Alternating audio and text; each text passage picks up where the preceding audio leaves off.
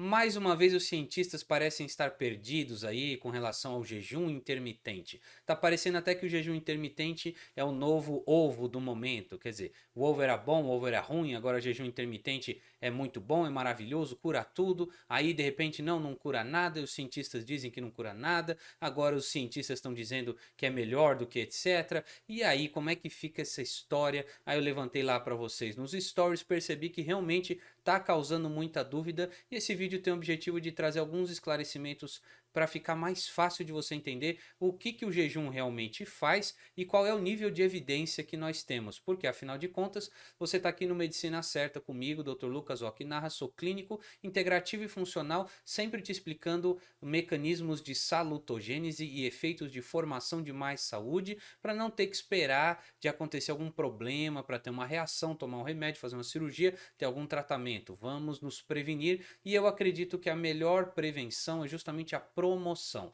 Então, vamos falar hoje um pouquinho de jejum intermitente. Tá aí, o novo ovo da ciência. Cadê? É bom? É ruim? O que eu faço com tanta informação? O que eu faço com essas notícias? Olha lá. Vamos falar de alguns conceitos aqui: jejum intermitente, janela de restrição alimentar e crononutrição. Então segue comigo aqui na Escola do Regente, concentra que eu vou trazer informação de qualidade aqui para você. Olha lá, Folha de São Paulo, em abril, cientistas não veem benefício em jejum intermitente. E tudo que eu vim fazendo e tudo que eu tô acompanhando na rede social, aí veio agora em agosto o Globo. Olha só, fazer as refeições num horário de jejum intermitente é o ideal para emagrecer, diz novo estudo. Aí, se você fica acompanhando notícia de saúde por jornal, você já sabe bem como é essa história. Toda hora vai vir um destaque assim legal, que é uma manchete chamativa para aquele momento. Afinal de contas, o jornal tem um objetivo bem claro, que é chamar sua atenção para querer comprar o jornal. Então não fica tão fácil você encontrar as informações de forma clara. E aí como é que fica? Um estudo está dizendo uma coisa, outro está dizendo outra. Vamos lá, vamos colocar de novo luz científica para você entender bem. Afinal, se você vem me acompanhando, você está se tornando um regente da saúde, está entendendo como as coisas funcionam. Para quem está totalmente perdido, o que seria fazer um jejum intermitente ou uma janela de restrição alimentar? Seria ficar, por exemplo, 16 horas em jejum, tá aí só com água, e 8 horas se alimentando, é o esquema mais estudado. Mas teriam outros esquemas, de ficar o dia inteiro, 24 horas, 2 dias, 5 dias na semana come, 2 dias não, e aí tem diversos formas de você ficar tempo suficiente sem comer. E da onde veio toda essa informação, né? Tá aí, Akuma, mas para que ficar sem comer? Não é melhor comer de 3 em 3 horas? Que história é essa de comer por 8 horas e 16 horas? Se você está mais perdido ainda, então calma, você vai entender um pouco melhor. A proposta toda é que se você ficar uma janela de tempo sem se alimentar, tem diversos estudos evidenciaram muitos efeitos além de simplesmente você comer de 3 em 3 horas. Então olha aí, por exemplo, uma revisão de 2017 mostrando que o jejum intermitente praticado dessa forma, ele diminui risco cardiovascular, então infarto, AVC, ele diminui a incidência de câncer, ele promove mais regeneração das células, ele aumenta a expectativa de vida. Olha que maravilha, então você vê vídeo aí na internet dizendo que jejum cura até câncer, tá? Por quê? Baseado em alguns estudos mesmo, né? E aí você tem até esses quadrinhos explicando, olha, se você tem uma barriga de estresse, então faça um esquema 16-8. Se você tem um outro tipo de barriga hormonal, então faça o esquema 14-10 e tal e tal e tal. E você encontra um monte desses diagramas ensinando como fazer, porque os efeitos vão variar, e aí tem um monte de explicações.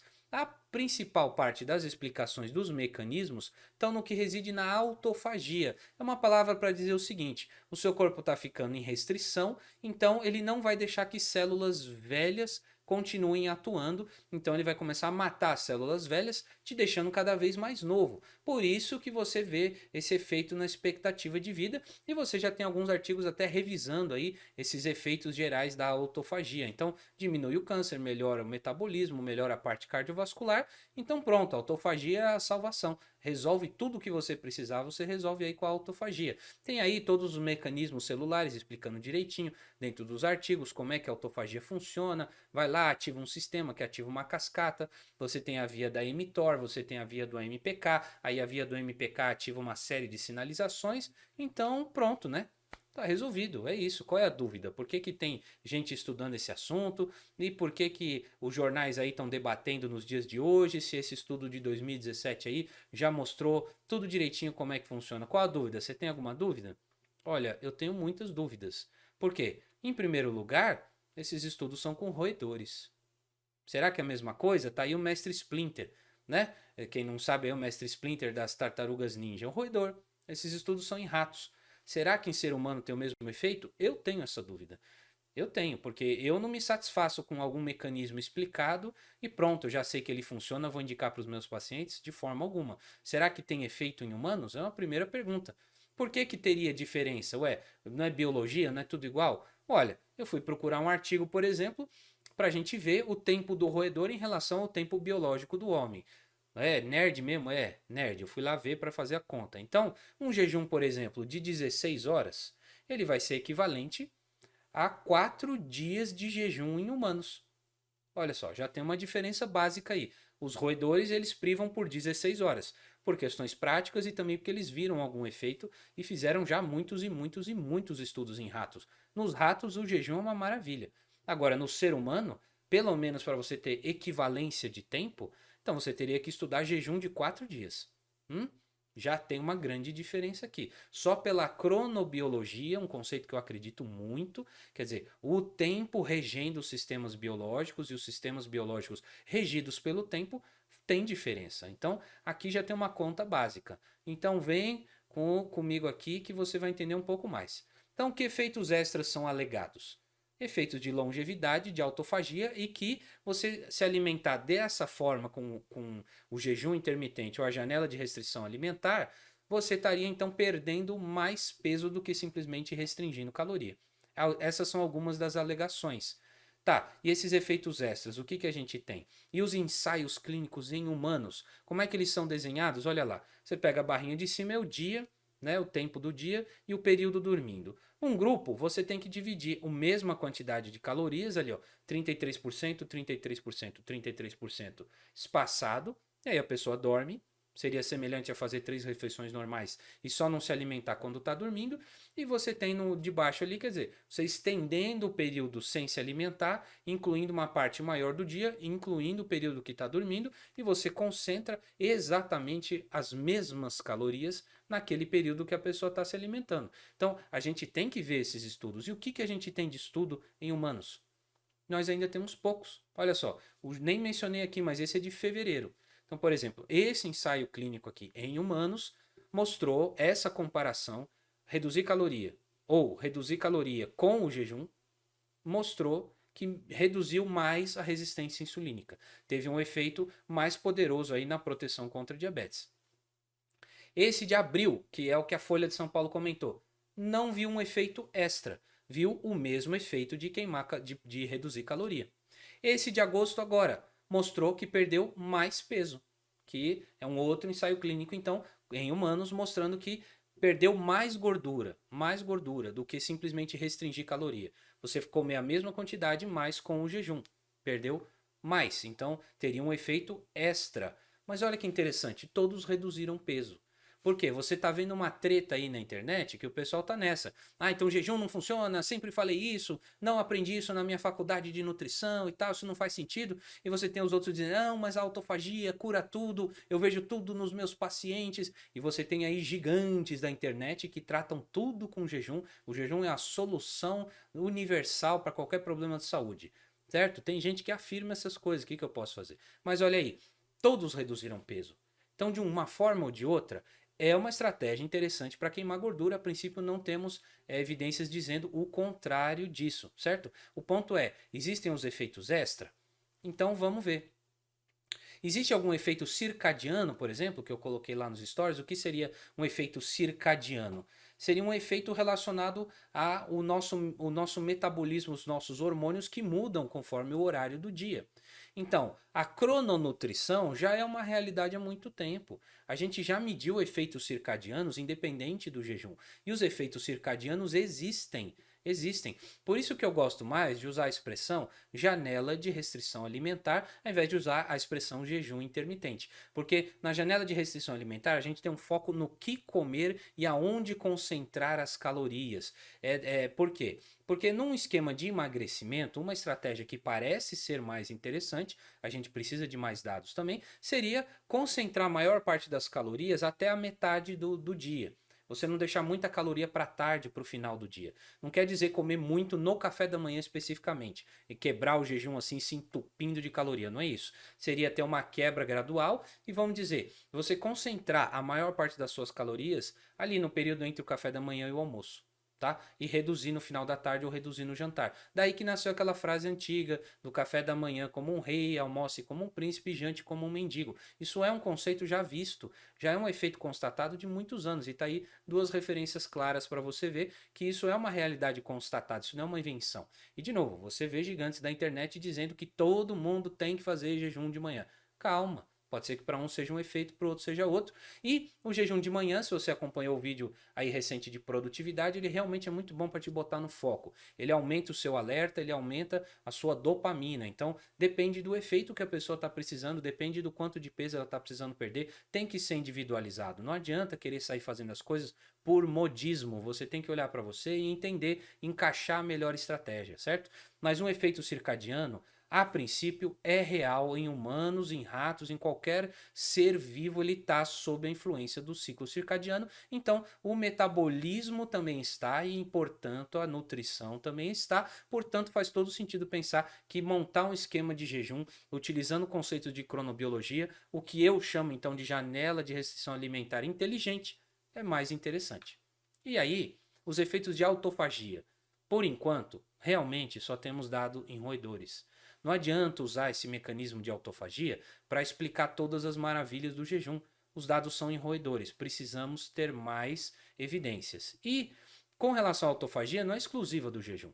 Exercício físico induz autofagia. O estresse oxidativo de modo geral induz autofagia. Tá aí duas referências para você pensar também. A autofagia não é exclusivo do jejum. E a autofagia realmente é bom, faz bem para tudo, tá tudo explicado? Olha aí, estou colocando duas referências de boas revistas que têm essa dúvida ainda. Será que a autofagia, olha lá, autofagia na origem de doença? Quer dizer, é um processo que pode talvez originar a doença. Olha lá, autofagia no câncer. É bom, ruim ou os dois? Por quê? Porque parece ser talvez um efeito neutro. A gente não tem certeza plena que a autofagia é toda essa maravilha, como afirmam inclusive geneticistas famosos aí de Harvard. Não preciso citar nomes se você acompanha essa comunidade. Então, entenda, como é que a gente quer avaliar a ciência de forma bem clara? Primeiro, existem os estudos observacionais, estão lá na base. Ah, eu estou olhando que parece que tem alguma coisa a ver. Aí começam a sair essas frases, associado. Ah, o barbeador elétrico foi associado a AVC. Será que isso faz sentido? Mas foi uma associação estatística. Daí você começa a estudar em modelos animais. E aí você tem estudos moleculares, da onde sai esse monte de explicação legal aí. Aí quando o jornal pega um efeito, um estudo molecular super interessante, pronto, os cientistas descobriram a molécula salvadora do Alzheimer e tal. Aí quando vai ver, não era bem aquilo. Ah, descobriram a molécula causadora. Calma, calma, vamos ter um pouco mais de atenção e entender como a ciência é construída, entende? A maioria das pessoas que trabalham no ramo científico não entendeu isso que eu estou te explicando agora. Então, estudos moleculares não são suficientes para você justificar uma conduta, uma mudança de aspecto de vida. Calma, pode ser que seja interessante, pode ser que não. Aí você tem estudos, ensaios clínicos em animais para observar o efeito, não só a explicação, certo? Aí você tem estudos em humanos para observar se tem o efeito nos humanos. Aí você tem esses ensaios clínicos randomizados. Quer dizer, não sabe o que está tomando suplemento, não sabe o que está dando, tem o duplo cego, é randomizado, você não quer ter viés na escolha das pessoas. E aí você tem alguns estudos de ensaios clínicos. É nesse ponto que estamos com o jejum. Estão saindo os ensaios clínicos em humanos e estamos então começando a observar os efeitos. E aí teremos então futuramente as meta-análises. As meta-análises são para juntar todos esses ensaios clínicos e fazer uma análise de como se fosse um grande estudo com centenas ou milhares de pessoas, ou centenas de milhares, quanto mais melhor, para você ver pela estatística se realmente tem um bom dado, uma boa evidência de efeito em humanos. Então, veja só que interessante. Esse vídeo eu estou aproveitando para te explicar por que que às vezes parece que os cientistas estão confusos com o ovo, com um certo suplemento, com o jejum intermitente, com horas de sono, com não sei o que. Então, entenda, você tem que acompanhar alguém que sabe ler esses dados, que no caso venho fazendo isso para você. Eu já venho me debruçando para os artigos para te mostrar com mais clareza aonde estão as evidências. Então, espero que você tenha entendido com mais facilidade aqui com esse vídeo o papel do jejum. Eu acho uma estratégia então interessante. Ela certamente tem efeitos circadianos, mas a gente não pode jogar todas as fichas como alguns dizem. Pode até falar, Lucas, mas eu fiz e para mim funcionou. Maravilhoso, então continua, não estou dizendo que não funciona. Eu estou dizendo apenas que as publicações científicas ainda não mostraram toda a clareza a respeito desse assunto. Então, seja sempre um regente da sua própria saúde e procure informação de qualidade. Não fica lendo manchete, não fica lendo título de artigo e não caia na conversa de experts que tem por aí que justificam tudo por mecanismos. Outro dia eu vi um aí bem grande, famoso, rico, vendedor de um monte de material, dizendo claramente, se eu já sei o mecanismo, eu já sei como funciona. Eu acho que vendo esse vídeo você já entendeu que não é bem assim. A gente precisa sim ver o efeito em humanos, porque está sujeito a ter uma parte do mecanismo que ainda não foi descoberta. Está sujeito a ter uma enzima a mais no corpo humano que não tem no roedor. E aí quando você encontra um mecanismo no roedor, é muito promissor, pode ser muito bom, mas calma, vamos chegar lá. Os cientistas estão avançando. Então, espero que você tenha entendido com mais clareza. Um abraço e até a próxima.